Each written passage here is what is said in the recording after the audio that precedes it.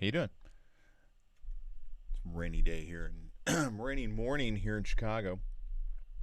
Just kind of waiting for Couchbot to fire. Hope you're doing well where you're at. The got a decent day today. Kara's in here, Luigi's in here, Rebecca's in here.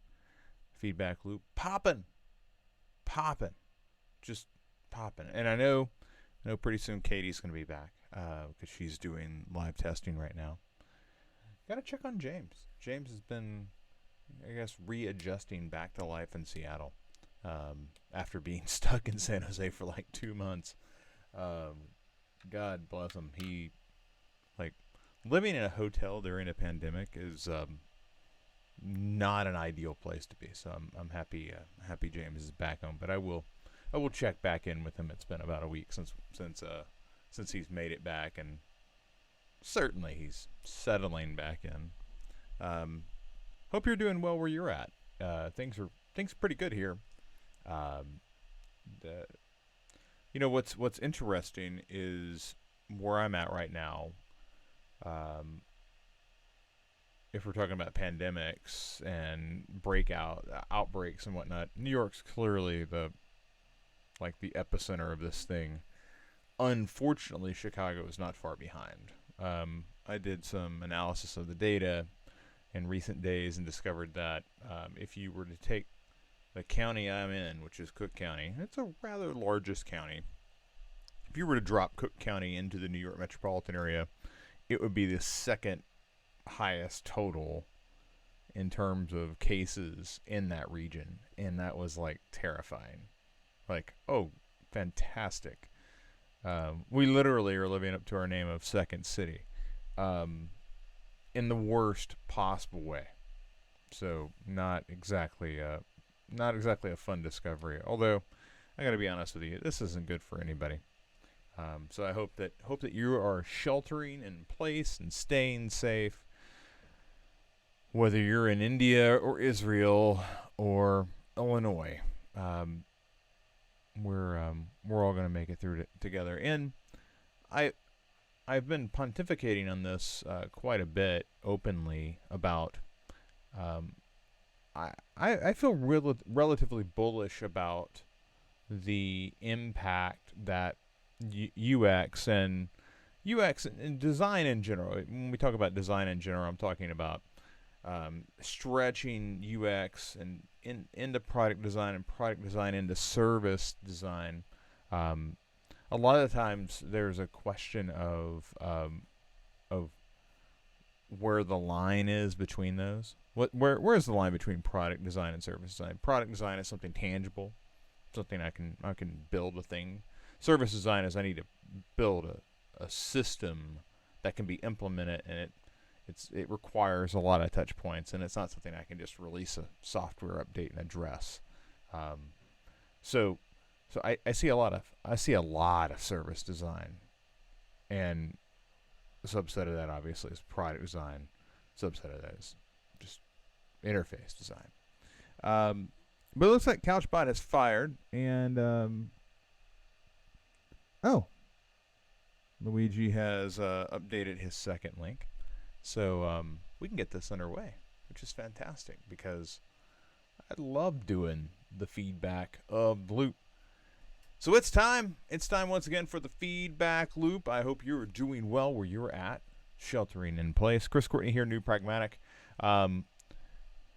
Big morning. Lots of projects to look at.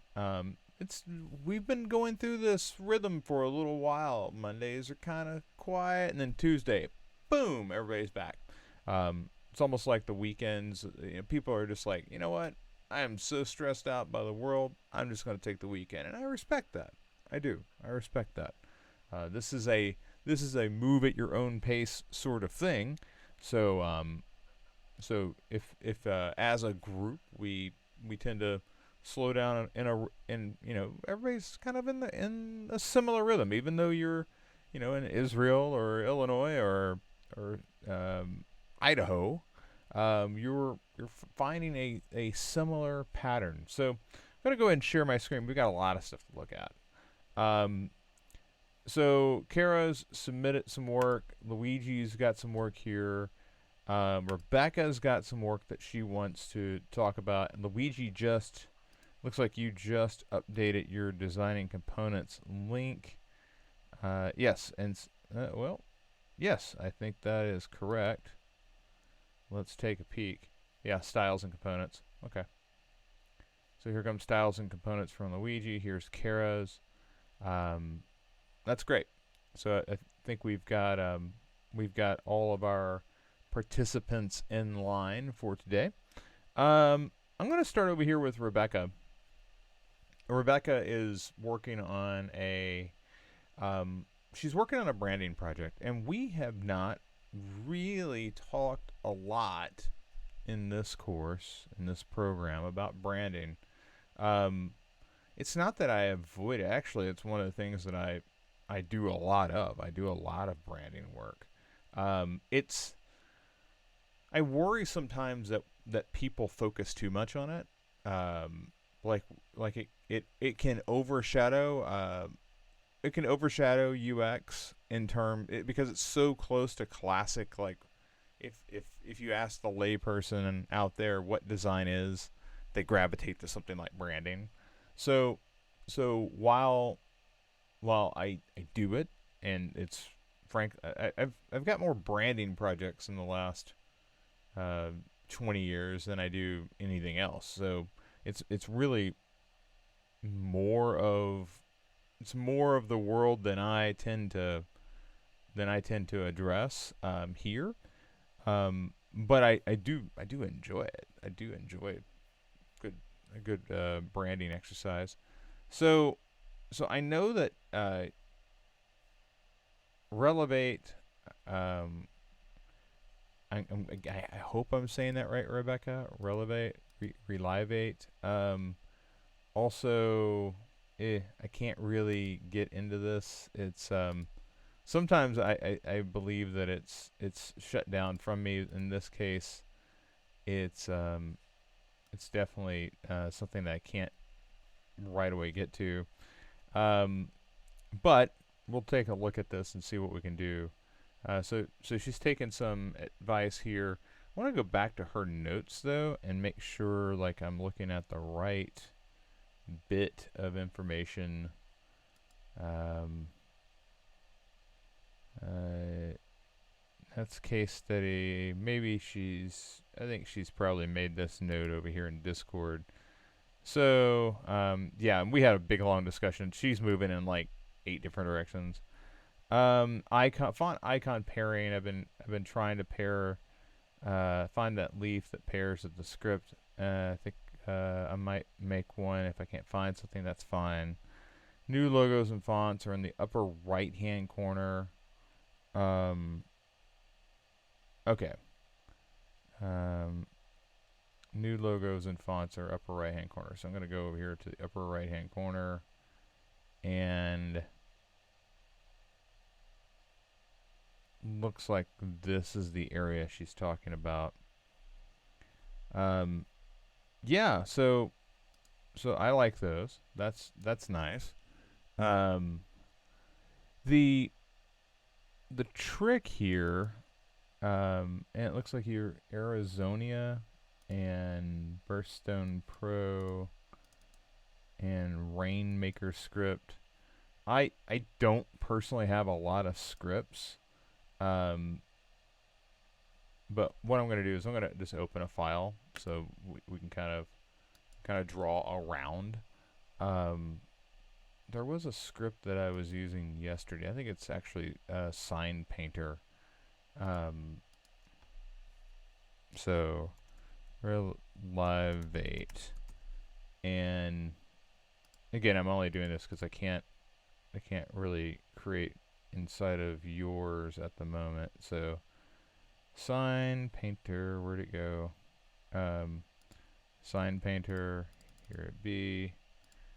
I only know this one's here because I was tripping across something yesterday. Sign Painter lacks a lot of the. I think there's a lot more style in some of these. Particularly the like this one. This is Birthstone Pro. I'm just gonna go see if I've got that one. Sign Painter is just a little too bubbly. I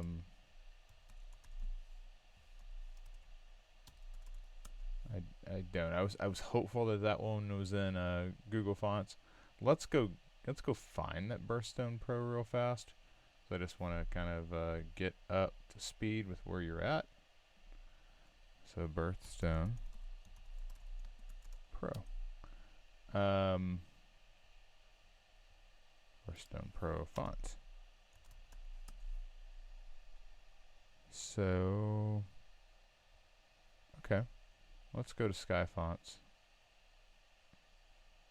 If I can even remember where Sky Fonts is it that one? No, that's.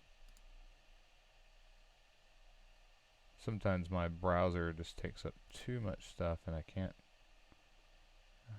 Yeah, we'll do this. Sky Fonts. Yeah, there it is. It wasn't showing up right away. So yeah, these are the ones that I've got installed. So let's go to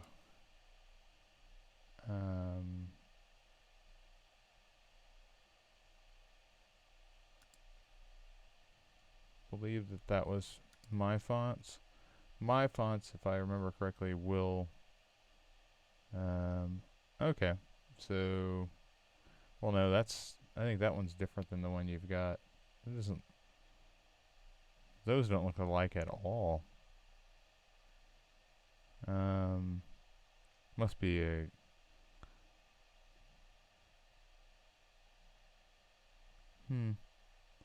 Okay. I don't have access to that font, and I'm not sure that that's really the same one that you've got. Might be though, but let's look at some of these other ones that you've got.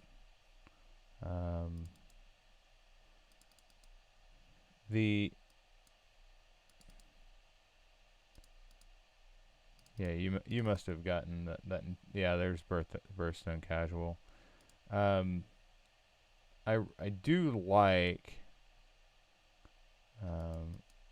let's look for the Arizonia as well.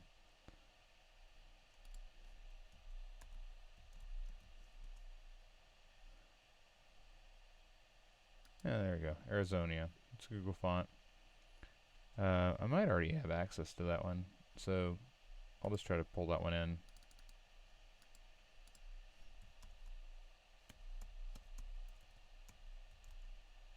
Yep, I already got it. The interesting thing with all of these fonts is, like, when you get into the scripts, there's not a lot you can do in terms of tightening them up because they are a connected common stroke. So you're kind of stuck with whatever it is that you've got. You can't adjust just a lot. So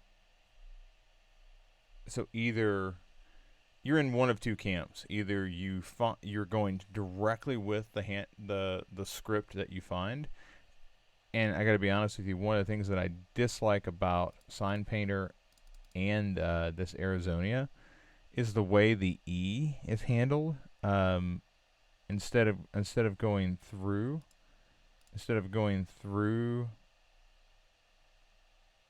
the letter and like carrying over, it kind of makes this weird little up and then over. I don't really think that's how we tend to draw it, although the same thing happens here. But here you get with like Sign Painter, you get a little bit of a availability to move around because there's some breaks that exist, and it's not so, like, you don't want that, but you can adjust it a little more. Down here, this one just doesn't have that adjustment. It just kind of breaks. So, a little bit of a kind of talking through the ups and downs of scripts. So in some ways, like, if you really want control, this is where you have to this is where you have to start, getting out and hand drawing what you're looking for. But the main thing that you were asking about specifically, we can do with either of these, and it's looking at the tail of the E, and then what happens after. We talked about, and I'm just gonna pull up a plugin for icons. So I'm gonna pull up Iconify, and I'm just gonna say leaf and see what we get. So we get lots of leaves here. Iconify is great. This is all the different leaves that are naturally in Iconify. A lot of these look and feel really familiar. I think that, if we come back over, I like some of what you've got going on here. I am curious if I can just copy that and paste it. Oh, I can. Well, that's nice. I like that because, frankly, I wasn't aware that even if I don't have editing controls, I can come over here and begin to mess around. So we're trying to think about this in terms of length. Your specific use case is, and we'll come back over and look at this. You had some bottles on here somewhere. I think they're maybe over here. So this person they've got these. Where is the bottle? Is it here? Yeah, it's like here. So they're putting their logo on a bottle that's a lot like this, very very squat. The label area is very horizontal, and I guess there's a couple of ways that you can think about this. One, and I think it's helpful to kind of think about this in terms of the legitimate space that you have to work with. You have to think about what else is going on that surface, and like what are your options as a logo for that design. So I'm just going to place that image back in. So we've got this kind of shape here, and if, now that I've got it, I'll just draw a frame so I can kind of mimic that size. All right, so now we've got something for us. So in your current form, regardless of the typography that you ultimately choose, you've got something that's kind of like that. All right, and what you're going to find is that, if we have this face serum thing text, so let's put that on here, and let's just kind of imagine what this is going to be like. So let's say resiliency, and boy, that is terrible font right there. Let's go with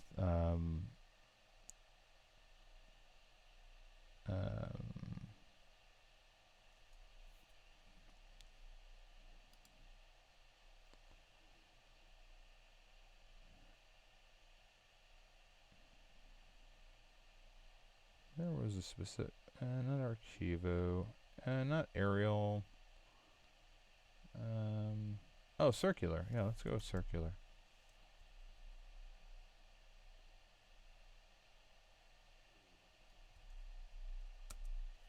Okay, so there's circular. And I like circular. Circular's fine. So resiliency base serum. All right, so there you have it. We're gonna go 40, and right away, what we should notice is like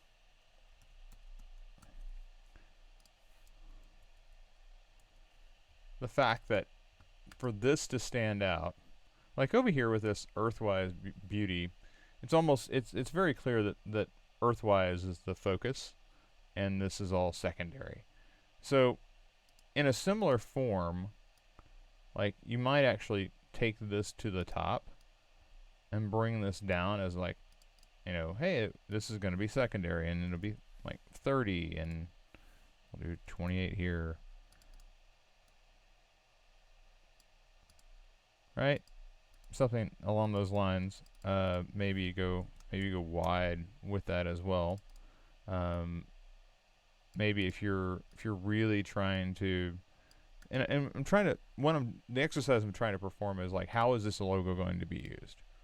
Okay, because I don't think a logo by itself is really all that valuable. I think you have to think about it in the context of like, okay, where is this going? Um,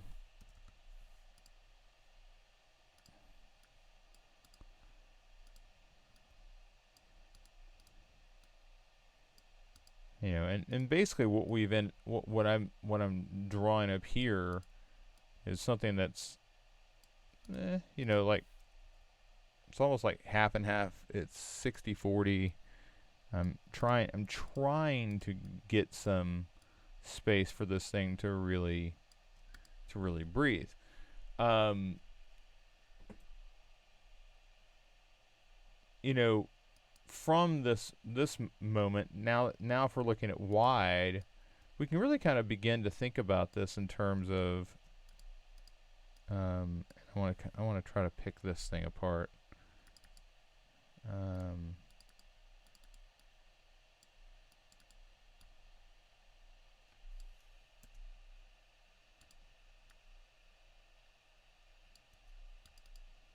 Okay, so now I've just got this.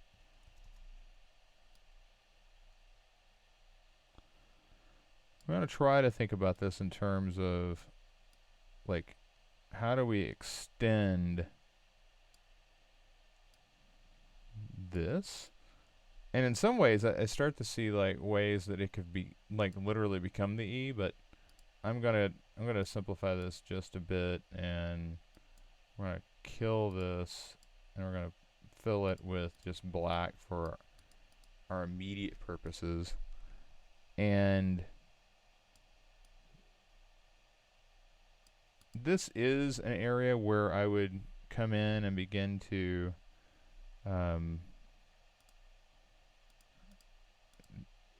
draw a bit to like connect that form. Again, I'm roughing it right now, but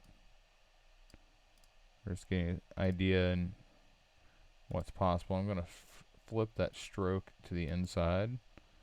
I'm also going to fill it. As you can see, there's a little bit of space in there. And then when we zoom out, obviously I don't like the way that tail is flattening right there. I can stretch this out and kind of move it around.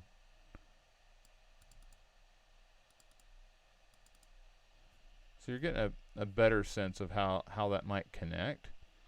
I do think that it's kind of interesting. It looks like you might be able to pull some of the space in here, because you've got that natural break in the characters. But this is what I was talking about when I was saying yesterday, you know, can you connect something up with the end of that logo to kind of incorporate the leaf? You know, you could also do this at like some sort of vine, if you will. So if we, instead of here, if we said, oh yeah, you know, it'll be here, and then it will be here as well.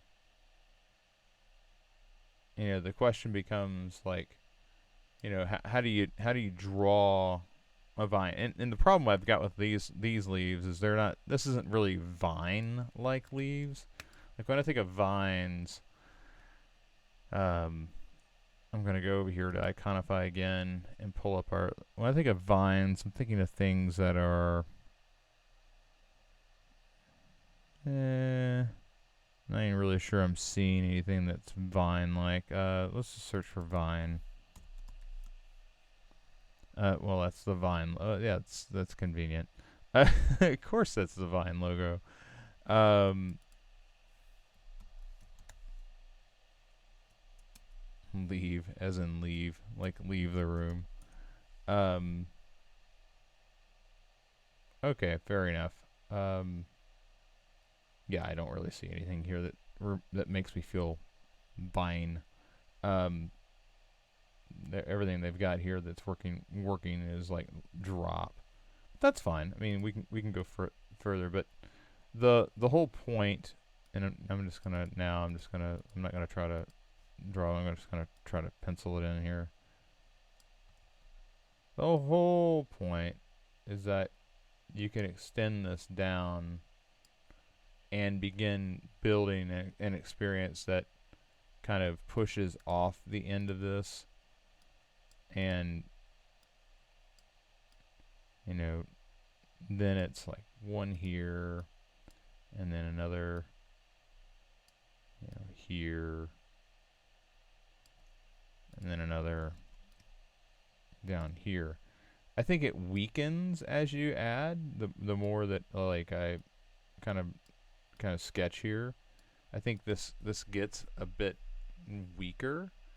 But I could also see like I could see with the right forms this really playing out well because it extends the length, and that I think is something that this logo is going to have to do because you can't take this mark and go tall with it. I mean, I guess you can. You could, one of the things I know about this is that this is basically, as it points out over here, this is. Oh, sorry, I'm in my file, not yours. This is this CBD, and you have the this leaf that is often used is very square. Okay, so there's nothing saying that you couldn't do. Um, yeah, there's nothing saying that you couldn't have a very earthwise beauty sort of approach with your word mark down below. And I'm just gonna kind of move these things out of the way for a second. And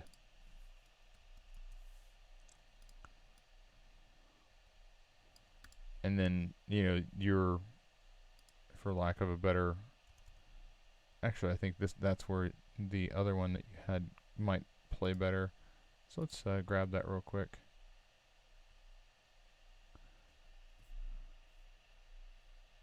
Yeah, this one. So if we pull that one in, I think if this is just a squarish combination. I think you could do something like that if you wanted to, but I think the problem you're going to come into is like this just isn't going to hold. You're going to see your logo is going to be pretty generic. It's a leaf, unless you do more with it. I think that coming off the end, you have the opportunity to do more. That's a little more that brand. Here with like the single icon above, you really need a strong serif below that. And if it's going to play small, well, now I'm suddenly in the sign painter camp because this is going to be a much strong. Yeah, the stroke just holds up better than it would otherwise. The other thing I think you could look at is is reversing out. Um, if you were to go with something like this with a square, I think you can try to maximize what's there and kind of bounce it off the bottom to give it some style, and then do something more with the things that you have available to you up top.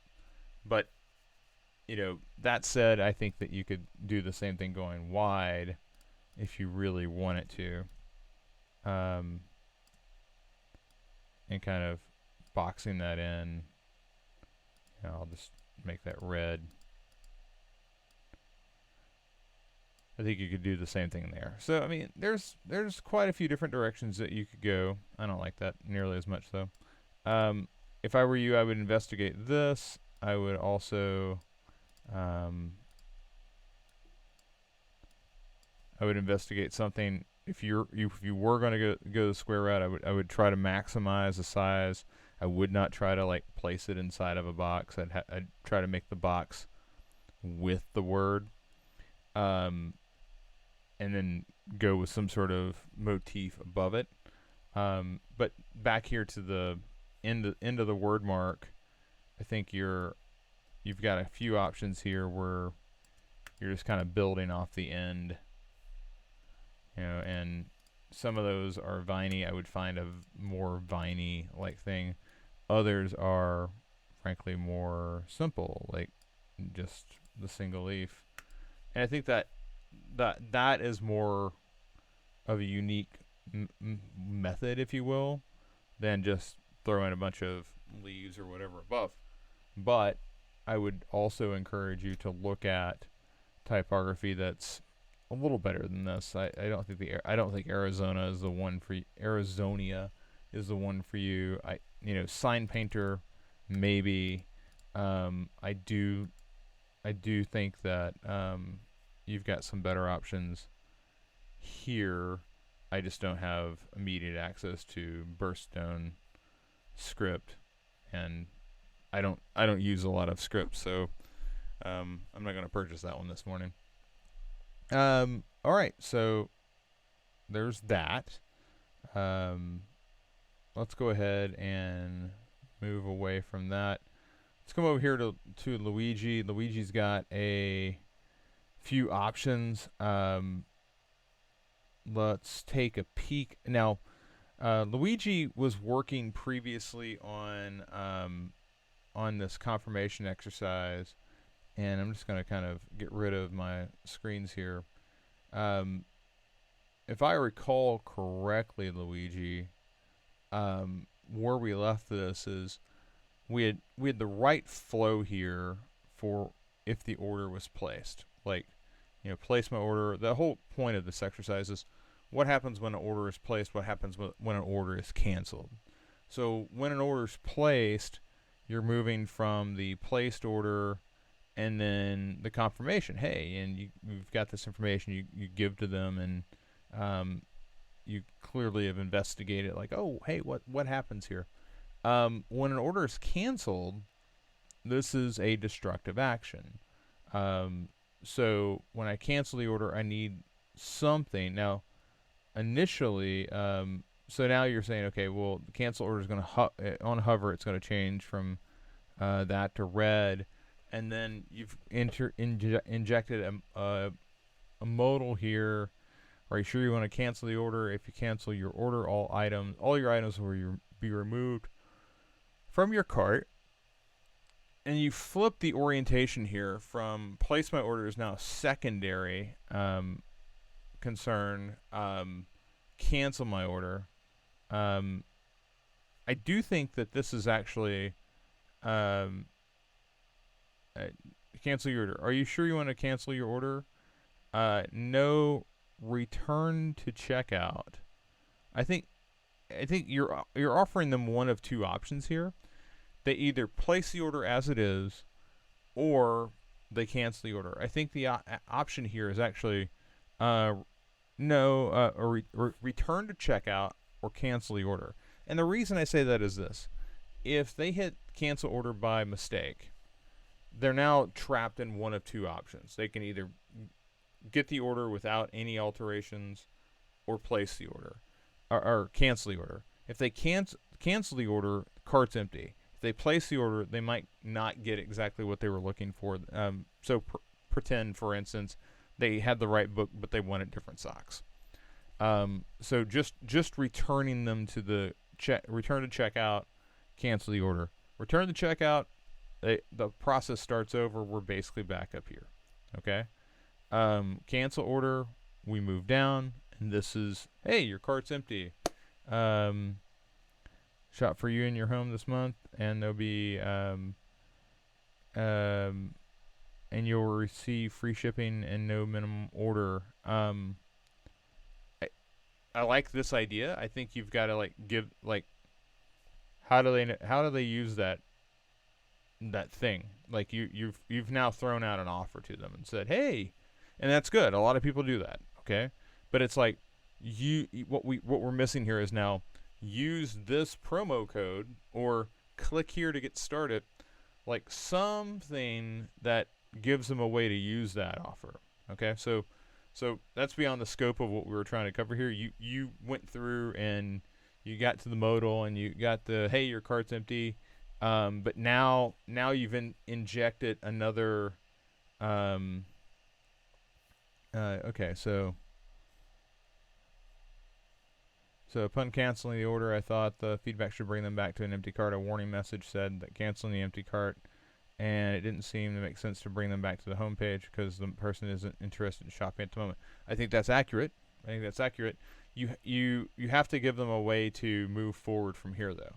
Okay, you can't just dump them at the end of the line with, hey, okay, your cart's empty. So sad to see you go, but if you'd like to, but we're offering you free shipping, no minimum orders until the end of the month. Use this promo code or get started here.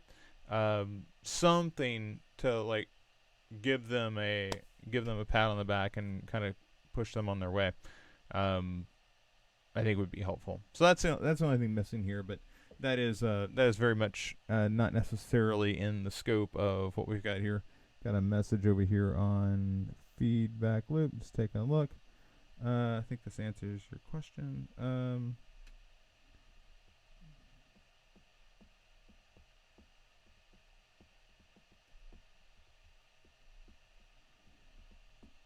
Yeah, so that's an interesting. So I'm going to come back to that, Rebecca. I appreciate you pointing that out. So let's continue on here with Luigi. Or did we jump around? Yeah, I think we might have jumped around a little bit. Let's take a peek here.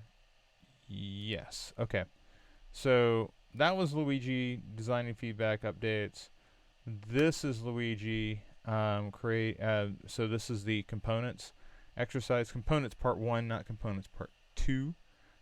Eve is the only person that's done components part 2 yet, and she like crushed it. So I'm really excited to see Luigi and Kara roll through that.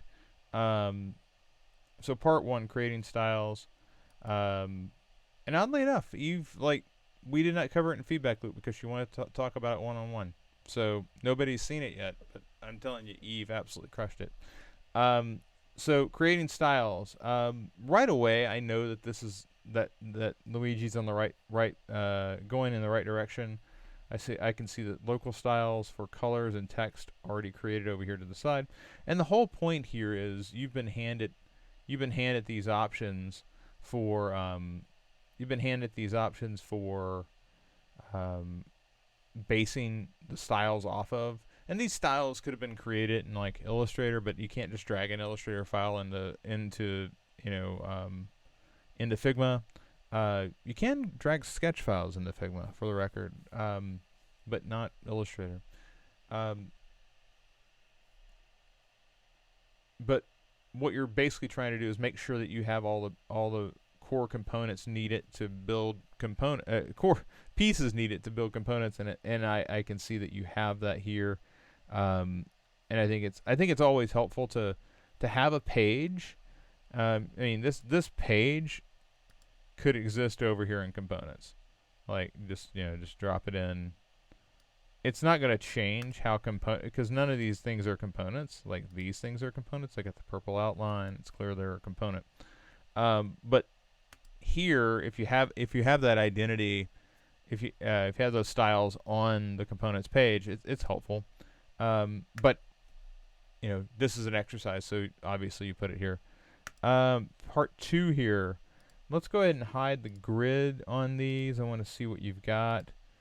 So there are a couple of different things here that Luigi needed to create. One was a component that basically mimicked what was happening here.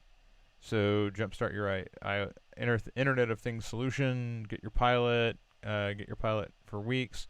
So here he's done a really good job right down to including an arrow there at the end. So you just drew that as a vector. That's fine. The question I've got is, so when you have these things, and you come through, sometimes this doesn't work so well for me. I'm gonna go over to, actually, you know what? Here's what I'm gonna do. I'm gonna copy it and paste it so I can just drag it over here. I hate destroying somebody else's work. I'd prefer just to destroy my own. I'm gonna ungroup this for a second. I'm gonna actually detach the instance. When you detach the instance, it's no longer connected with the other things. I'm gonna ungroup that.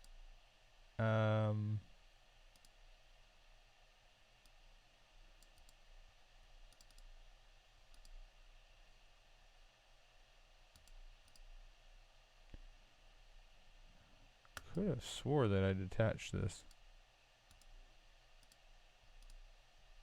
Oh, I must have had Applesy. Okay, so here we go. And taking a look at how this is organized, it looks like, yeah, okay, so we got auto layout moving here. Okay, so was that in auto layout and I just missed it?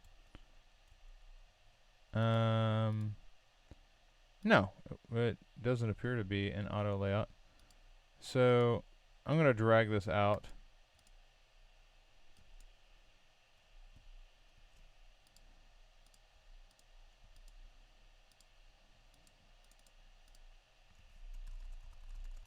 Yes. Okay. So if you were to take these two elements and put them into auto layout, that arrow, without auto layout, well, actually I have to remove it now. So I'm going to remove auto layout. Without auto layout, we get this. Okay, and it just kind of goes on whatever. With auto layout, and this is again, it's its own frame right now because it's just grouped as a frame. Although it's really, oh, okay, I see what it's doing. There's just this little dot in the middle, but I thought it was like you can kind of see right there. It looks like it's, at some point it looks like there's a hole in the middle of the arrow. But with auto layout, instead of having these disparate pieces, you get something that is adjustable. So that's the only thing I would look at there. I am curious about how it's constructed over here now that we kind of picked it apart and looked at it.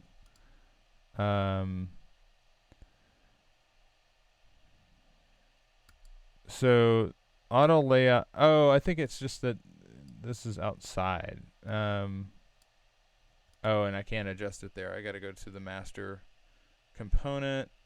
Although this appears to be the master component, so that's weird, right?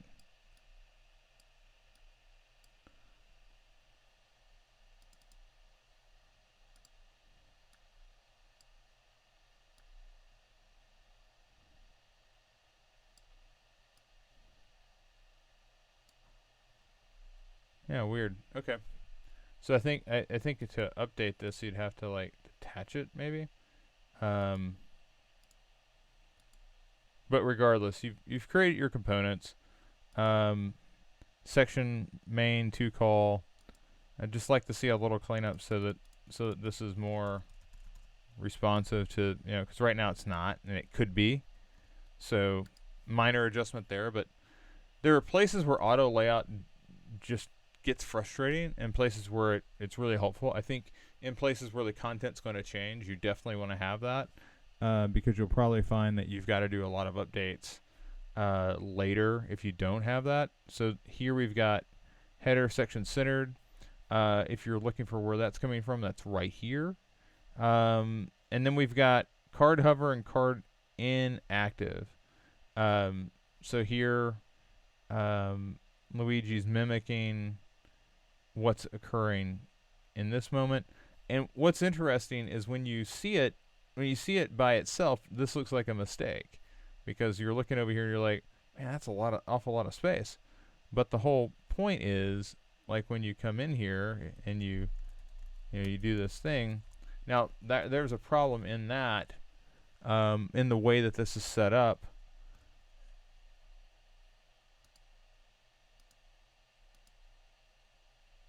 So let's see here. Yeah, I can. Yeah, I think it's because it's like got double framed at this point. It's double framed, and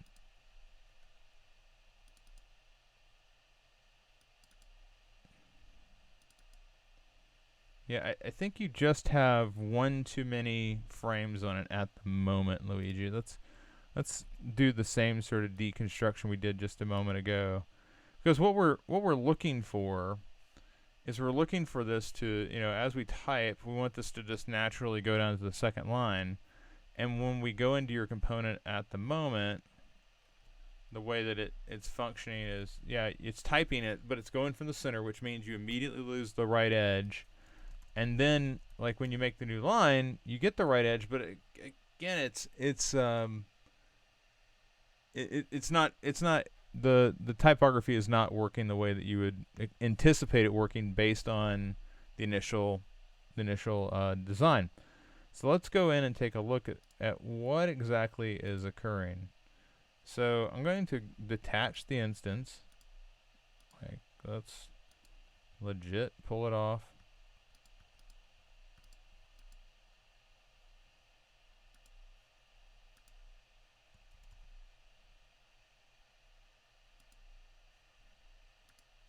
Get rid of that one. So now we're left with the instance. Let's detach it. Okay, so now this is just a card. Okay, it's just a card. And now let's go ahead and let's get rid of auto layout here. Let's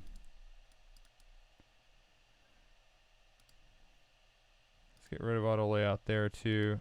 I'm just pulling auto layout off of a bunch of stuff right now. Part of this, I think, is just the way that it's kind of been spaced. I think it's been pulled in. All right, so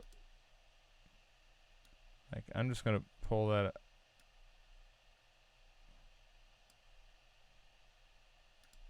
And you know what?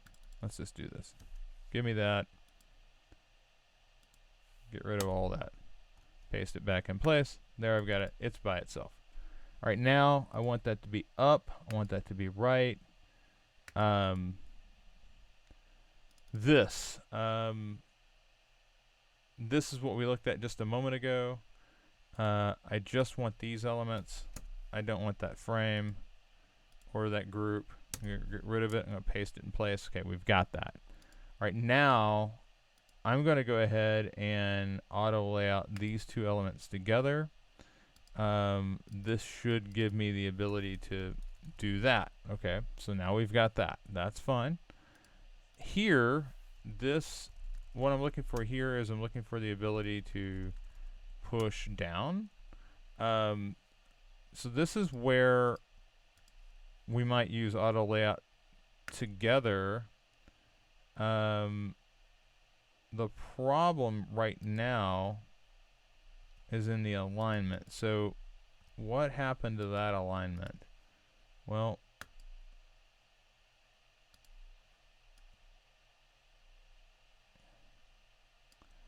okay, well, no, that's fine.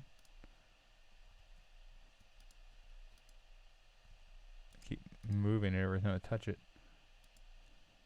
And, okay. Okay, together they're left aligned. Let's go ahead and add auto layout. It keeps centering, and then when I left align it, it causes a problem. But there we go. Okay. That is one of the more frustrating things that I've noticed in auto layout. If you are in auto layout and you just have it selected and you put it moves like the whole thing. I'm not wanting to move the whole thing. I'm just wanting to move the interior element and make sure that it's aligning. So there we have that. Now, and I've got the spacing that I'm looking for. Okay. All right. These are the things about auto layout that frustrate me. I'm absolutely certain that they frustrate you. But I wanted to point out really quickly, like, what did we do to simplify that? Well, we started out with one element that was auto layout to make sure that it was functioning the way that we want it to, and the problem there is it's now going to the center. Don't like that.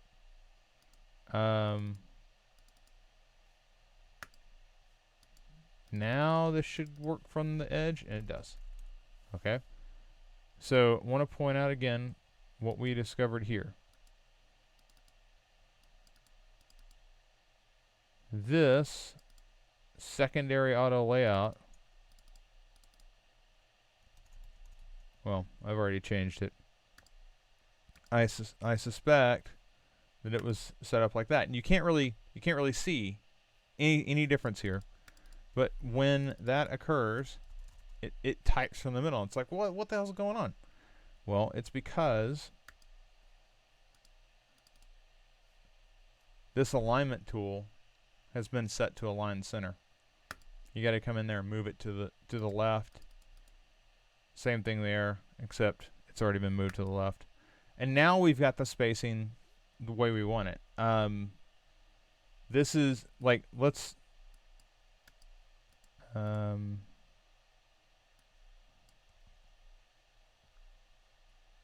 yeah, it looks like I've inadvertently blown up your card inactive. I do apologize about that. We could recreate it really easily though. But let's look at an instance of card hover and the way it's working right now. So if we type in here, this is again a new one. You have virtually no idea where that thing's going to go. The way it's currently constructed. And if you look right here, it's centered. Let's go line left.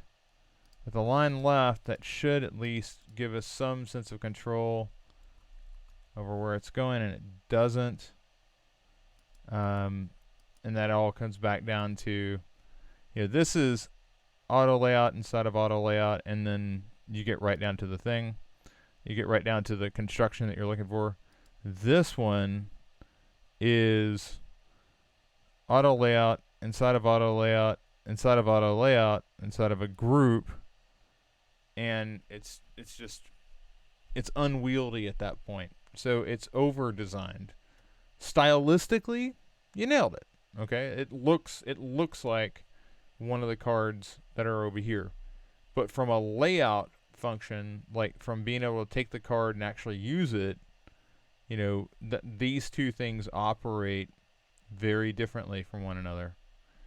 And this is something that I think I'm going to do a video kind of pointing out, like that constraint issue, like just the alignment tool. It makes all the difference in the world. And that's the trick here, is that you're wanting it to continue to move and give you the space.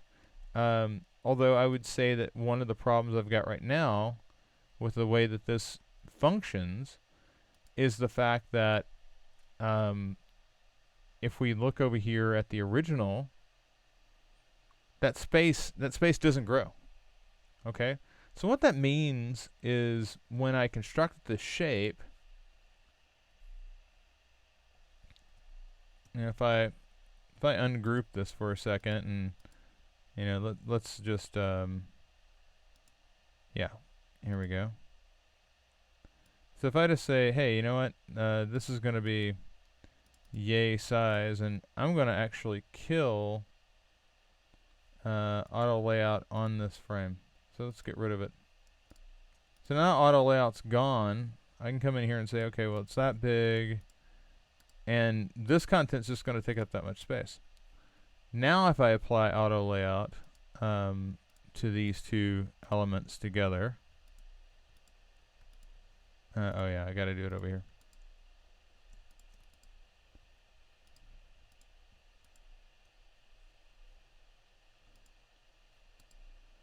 Now, if this is operating the way that I want it to, and I want to make sure that it's aligned left, it shouldn't push down. Okay? Now, I believe the reason why that's occurring is because I did not adjust the size of the box. When you manually adjust the size of the text box, I think it throws an override in. And we'll go back and take a look at this.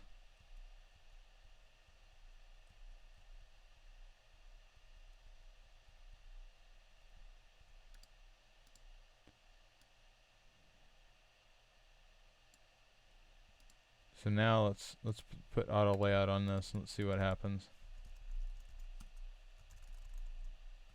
Yeah, it has to be.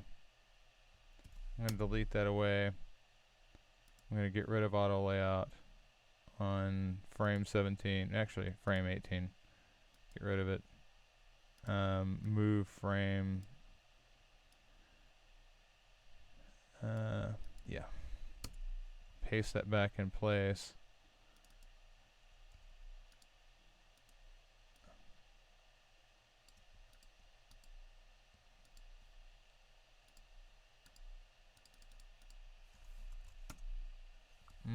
I think it's because I've already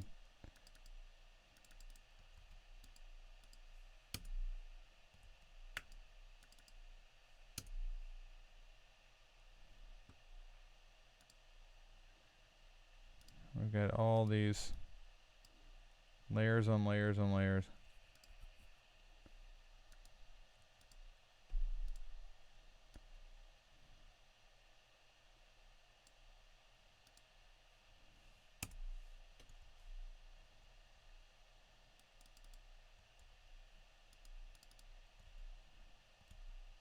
No.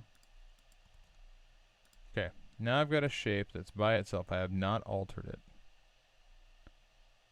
I don't want to really drag it into that shape. This is frame 17. There's that. I'm not sure why frame. Oh yeah. Okay, never mind. Now I know. Get rid of frame 17. Gone. This is frame 16, but this is the actual shape we're looking for.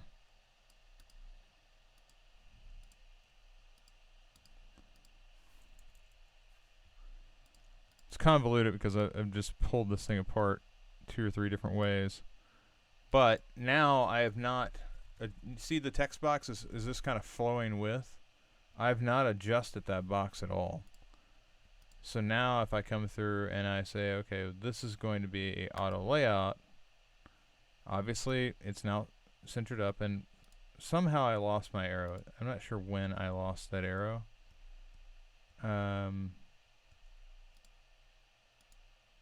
That's not ideal. The whole point of the arrow was to have it as part of this unit. So I guess I have to go back and add auto layout there. Let's make sure that's yeah, okay, so that's functioning as desired.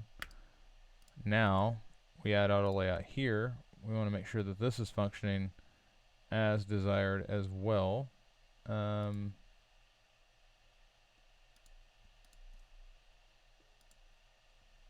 Okay, so it's centered up. We want to make it right. That's centered up as well. I'm going to make it right. Now if we type in, if I make this extra space, yep. Okay. So, okay.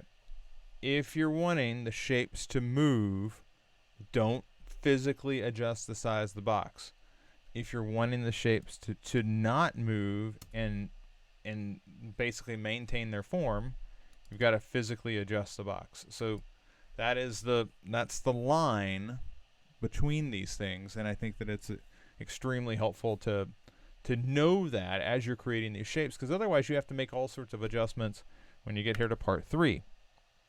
When you get over here to part 3, this is where we are, we're looking at the expansion. And the expansion of the idea is so it says here, insert name white paper includes illustration, sign up to receive white paper. The interesting thing is we include, like, all of that information is here. Like, here's the white paper, here's the content. So I'm guessing, okay, so you've included it here. This is pretty deep, though. I don't necessarily know if you, like, the team that you're working with, they didn't say, hey, we need an illustration here.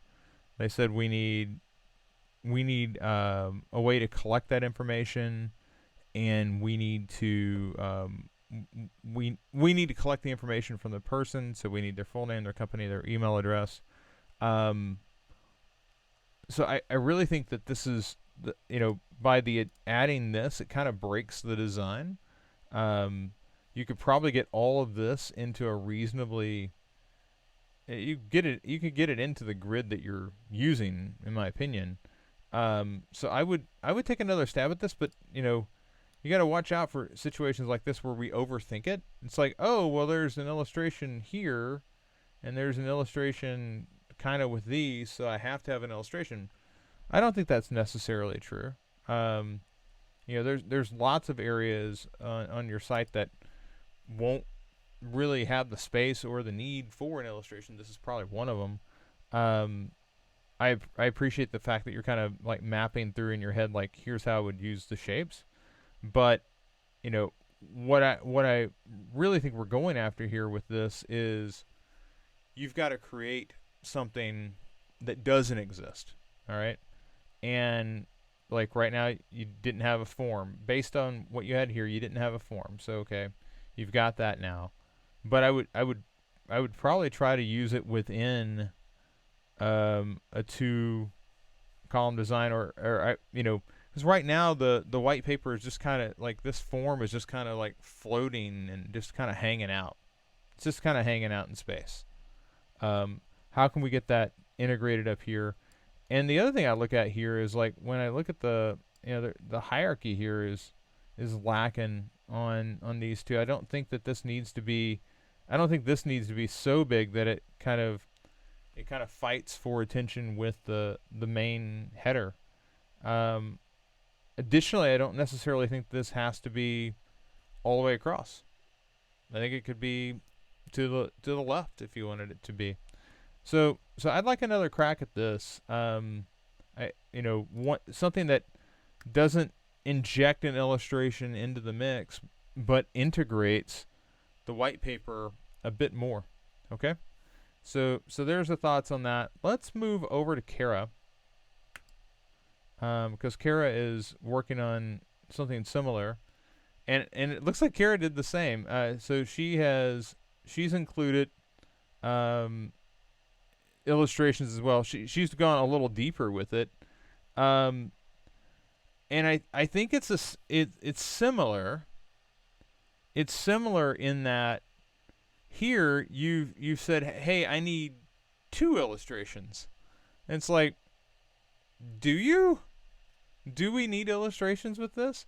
If the team has said, here's the thing about white papers. White papers typically don't have any illustrations at all.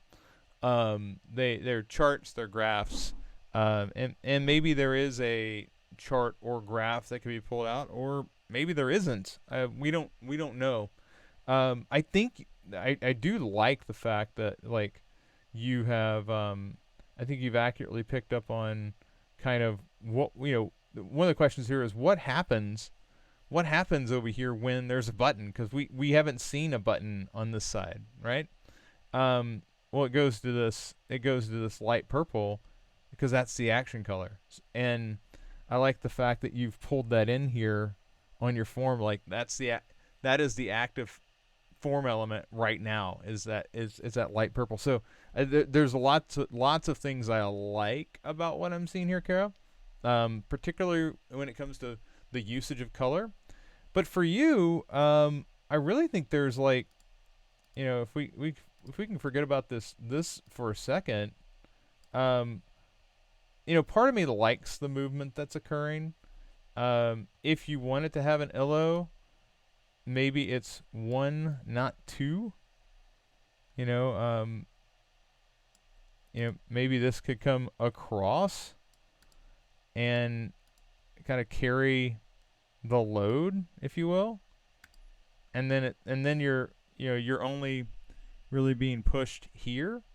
I could also see a situation where you don't have any of the illustrations, and you come down to and I'm squeezing this right now because although I will say nice use of auto layout, boy, that was nice. But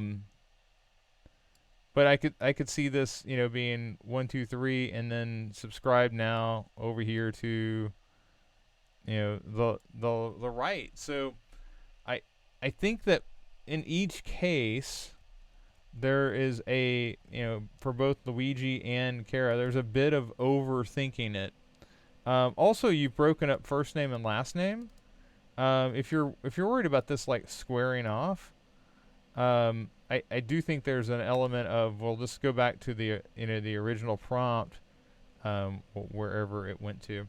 Go back to the original prompt where it was just like full name, and that gets you one less form element, and suddenly, this is not that deep. It's how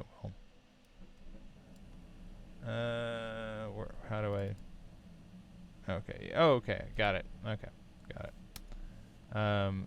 Instead, it's like that deep, and that's a little bit more in line with the shape that you've got. But I think anytime we we do the classic FPO for position only, and we do it in multiple spots, that could get us into some like we've designed ourselves into into an issue if there's nothing to go there, which is a problem. So I would say, how can we design this in such a way that it uses one or no illustrations, as that wasn't in the original prompt. Same thing for Luigi, although I do think that Kara's is a bit closer. I do think that Kara's is a bit closer in that this doesn't, Luigi right now, yours doesn't feel as like a unit. Kara's really does. It does feel like a unit, although it's using the crutch of multiple illustrations to get there. Up top, I don't think you need it at all. Down below, it's questionable because you could have restructured it a different way. Either way, I think that I would like to see another stab taken at both of these. But I think, Kara, you're a little closer to the mark, and I do like your color usage. Overall, I think it's strong. And then back to Rebecca. Rebecca, you had an observation related to this COVID project, and this is of particular importance to talk with everybody. There are projects that are floating out into the world that are, I worry they're masquerading as COVID projects. And what I mean by that is there's a lot of good social ideas. In the case of the one that Rebecca is working through right now, this is a site that helps connect parents with other parents for the purpose of education and basically just helping one another out as we work through these issues. Like, how can we build a network for parents to talk to parents? Okay, it sounds like a logical idea. This, she looked it up on LinkedIn. This started in September 2019, and it's listed as a family tech startup. There's no contact tracing happening here. There's no testing sites. Thinking of Tegel's project. There's no refugee camp. Thinking of Luigi. Leases on the contact tracing project. This is a startup that is basically said, hey, we are currently offering a temporary version of our platform to help parents through the COVID-19 school closures. So this is a startup that's pivoting to take advantage and basically be put to use during a applicable time. So I get it. This is a very logical thing to do. The question here is, should you be volunteering your time for somebody else's startup? And the answer is no. Absolutely not. A startup is a startup. And on one side of it, it is very different if you are brand new, you have no experience in the field, and this is like an internship. You're the intern. Okay? You're the intern, and other people are getting paid, but you're not getting paid because you're there to learn. All right. In Rebecca's case, they're talking to her like, hey, we want you to be the project manager and kind of like grab the strings and like help us through this. And if nobody's being paid, that's cool. If the platform's going to eventually be free or open source or given away, like pulling resources to raise the community boats, I like. Building things in the back of free labor and then selling it later for profit, I don't like. But that doesn't mean that you can't work for a startup. I like startups. What I want you to have is some sort of skin in the game. Are there any stock options? Are there any, what's the vesting schedule? Like plenty of people do basically free labor for startups all the time. That's how startups get started. That's part of the game. I remember when I joined my San Francisco startup in 2015, it was like, well, we're not going to pay you as much, but we're going to give you stock options. Now, those stock options turned out to be worthless, but everybody was aware of what was going on. There was no like, oh, it's free and you're a volunteer. Like, no, I was paid something, and then because I wasn't they weren't able to pay me at the market rate, I got some sort of skin, some sense of ownership with it. Okay, I think that's a question that you have to ask. I think you have to ask, okay, this is a startup, and I love the fact that you're doing something with COVID, but after COVID, and there is going to be an after COVID, is this going to be like a free platform? Like, what's the end game here? And if you want to work on the project, and I think it's a good project, I like the project. What I don't want is I don't want somebody building it successfully and then selling it successfully, and you not getting any sort of recouping any of your stress or time for working on it because we didn't have that conversation. And if you have that conversation, they get pissed off. Well, then they're just not very good business people. They're not being fair to the people around them. And great ideas are a dime a dozen. Execution is what matters. And when people execute correctly, they keep teams intact and they keep people around. And one of the ways you keep people around is you incentivize them. Okay? So Rebecca, I would encourage you to ask the hard question, even if it means that they say, oh, we're just not interested in talking to you now. Okay. Because in those instances, if they disrespect their people ahead of time, and I know nothing about these individuals. Okay, I know nothing about them. They could be amazing.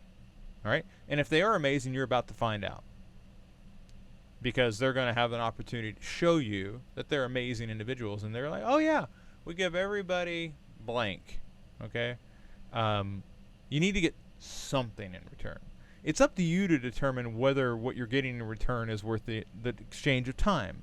Okay, but I know for certain that there's a reason I haven't jumped into a lot of projects, and frankly, it's because I feel like I'm working on a lot of different projects right now by collaborating with you. Right? Lisa's on a project, Tedrill's on a project, Luigi's on a project, Rebecca, you're now on a project. I feel like my tethers are out there for COVID. All right. It's not that I don't want to do a project all on my own. I've still got this other thing kind of percolating over in the corner, and I'm looking at it going, when is that going to spin back up? So if I get in the middle of a COVID volunteer project, that gets slowed down. Also, I'm trying to release more curriculum for you folks. So that's why I'm not jumping directly into this. But I just want to make sure that if you're getting into this ecosystem, and it very much is an ecosystem, it's grown very quickly. You're working on teams that are building for the common good, and if they are a startup in COVID-19 clothing, that's okay. I just want everybody to be above board and honest and open with each other as you're working through it. Okay? So, with that, that's the feedback loop. It's been a busy one this morning. Wow, it's like, hour and a half into this. Sorry about that. I guess we went down some rabbit holes this morning. Luigi, Kara, Rebecca, thank you so much for submitting work for a review this morning.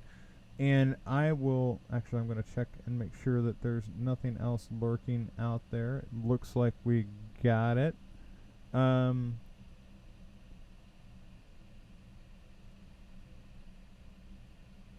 we got it.